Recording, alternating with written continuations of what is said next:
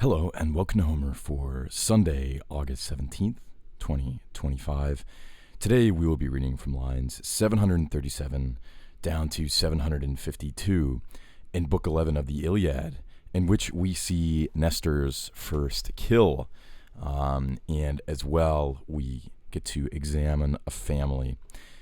Very interesting reading today. I hope you enjoyed it, and thank you so much for being here. But when the strife of the Pylians and Epeans began, I was first to slay my man, and to get me his single-hoofed horses, even the spearman Mulius, son by marriage was he of Algaeus, and had to wife his eldest daughter, fair-haired Agamede, who knew all simples that the wide earth nourisheth. Him as he came against me I smote with my bronze-tipped spear, and he fell in the dust. But I leapt upon his chariot and took my stand amid the foremost fighters. But the great-souled Epeans fled one here, one there, when they saw the man fallen, even him that was leader of the horsemen and preeminent in flight. But I sprang upon them like a black tempest, and 50 chariots I took, and about each one 2 warriors bit the ground, quelled by my spear. And now I had slain the 2 Moliones of the blood of Actor, but that their father, the wide-ruling shaker of earth, saved them from war and shrouded them in thick mist. Fantastic. Let's sing it in Greek.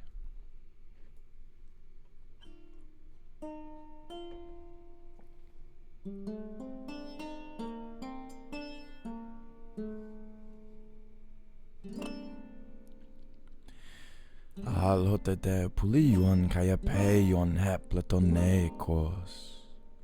Protosagon helonan comissa damonicas hippus. Mulion aichmeten gamrosten augeiau. Presbutaten de tugate eikexan. Presbutaten de tugate reikexan. Oh shoot. Presbutaten de tugatre kexanten agameden. Hetos a pharmaca ed hossatra fe eureiachthon. Ton men a go prosion ta ballon calcere iduri. Eripeden conies in a god destifron rusas. Sten chramata promakoi sinatar megatuo moia peioi. Etres an alludis allos epei donandra pesonta.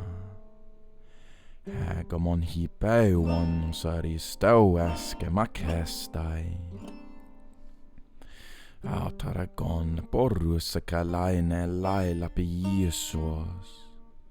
Penta conteralon di frus duodam visecaston. Vota sodaxelon ures moi upoduri damentes. Kai nucanactorion molion apaida la paxa. E mesfo e pater auru creion nosichthon. Ec polemu asauos a calups a seri polei.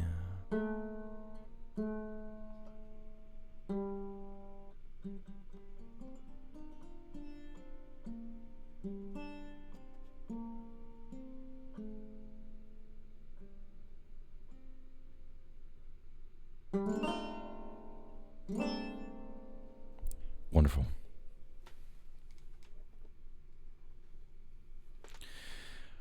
Yeah, I think it's tough. Getting the lyre tuned, the pegs.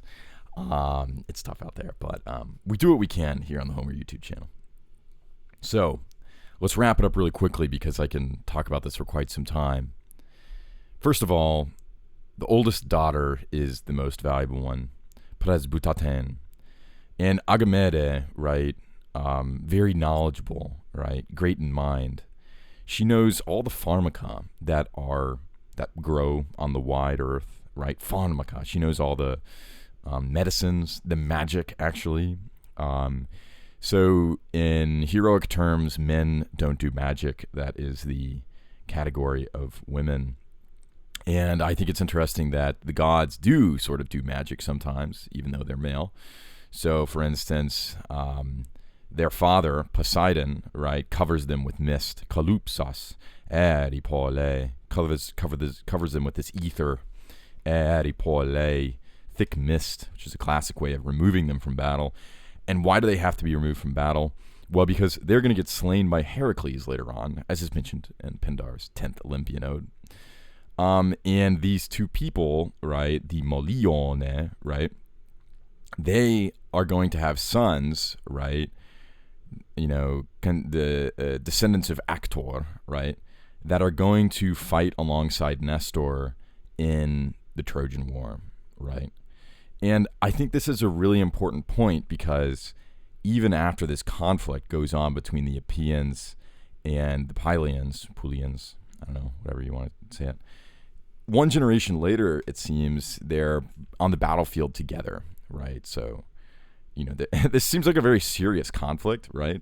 Like they're killing each other, right? Nestor is casting spears. By the way, Nestor asserts his aristocratic destiny by, getting, he kills, the first man, which is impressive because he's on foot, right? And then he takes charge of their horses. So his father hit his horses and he gets his horses back.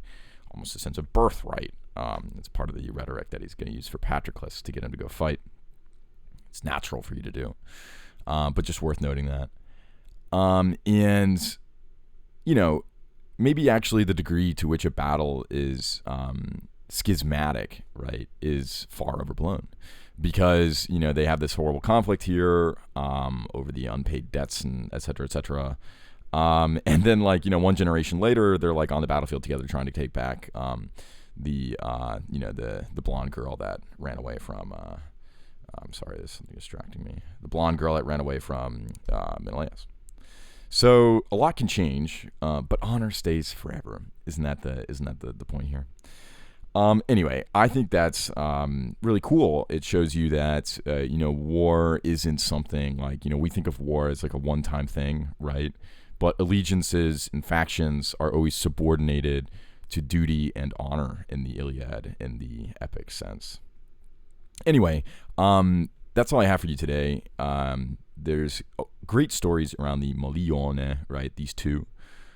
Good job, Nestor, for slaying 100 men and taking 50 chariots. That's a lot. And we shall see what happens to the Megathumoi Epeioi, the great thumatic Epeioi, right, next time. Because even though they're Megathumoi, they also fear amongst each other. Anyway, I look forward to sharing more Homer with you tomorrow. Thank you so much for listening, and have a wonderful day.